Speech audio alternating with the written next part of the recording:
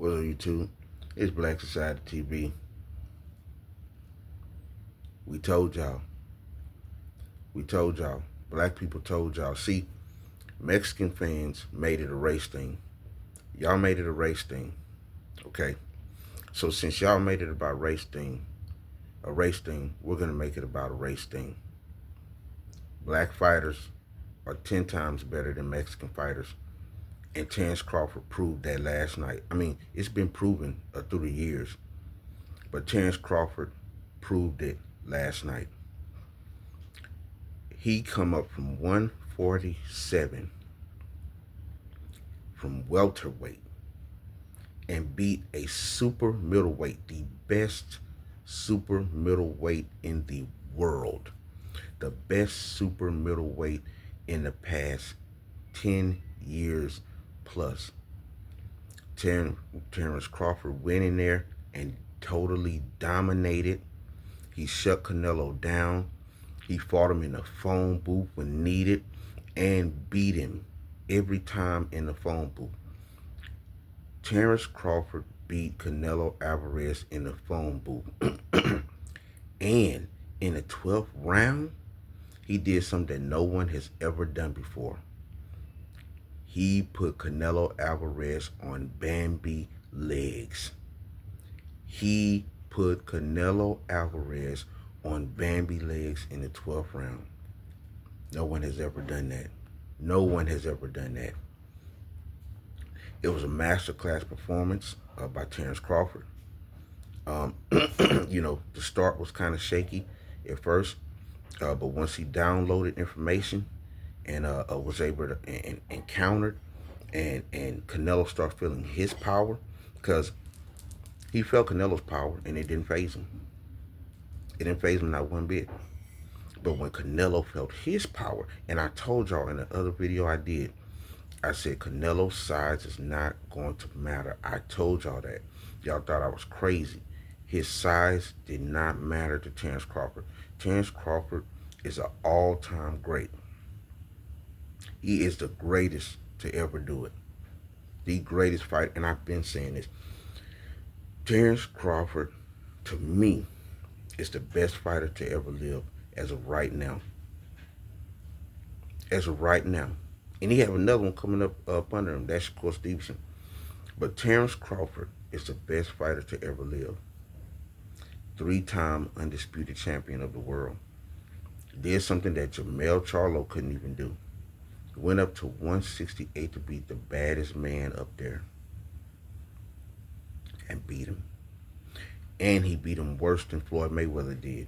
Terrance Crawford beat Canelo worse than Mayweather did. Way worse. He put hands on Canelo like I've never seen before. Canelo was so frustrated in there. His head was snapping back. Terrance Crawford power just pulverized Canelo in that ring. And you could see it. Canelo was so frustrated. He was so mad. And I think he was kind of mad at himself because he couldn't adjust. He couldn't make the adjustments like Terrance Crawford did in those first 2-3 rounds. Terrance Crawford made adjustments. Okay?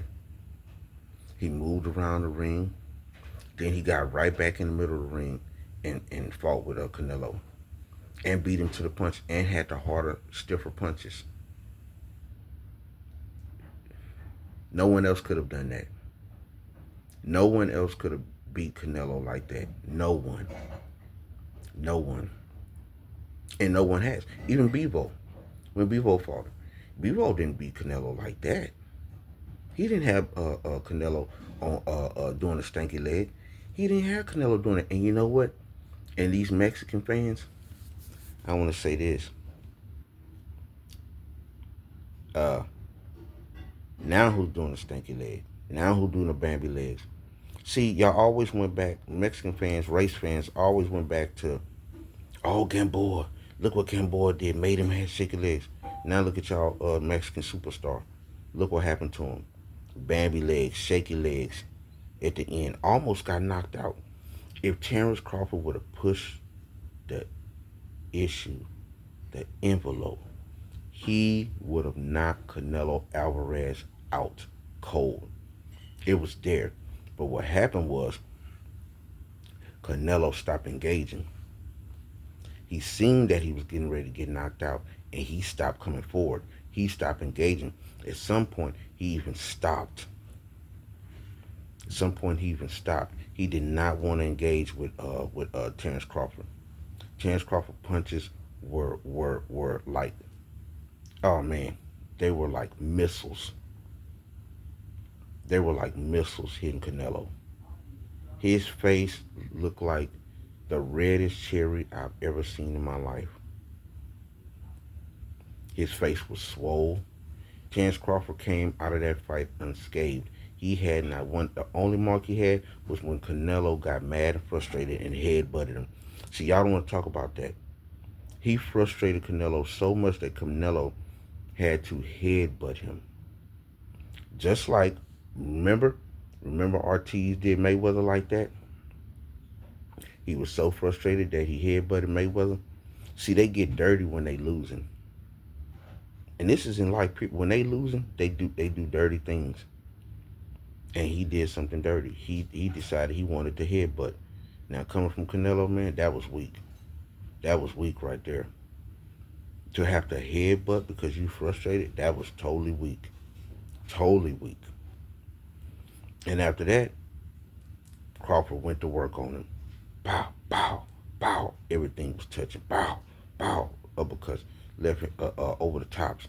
And he kept hitting him over the top too, just like he did Errol Spence Jr. over that top. When they come in, boom, hit him over the top. You know what I'm saying? And that's what he kept doing. Man, everything was landed. He didn't even have to switch.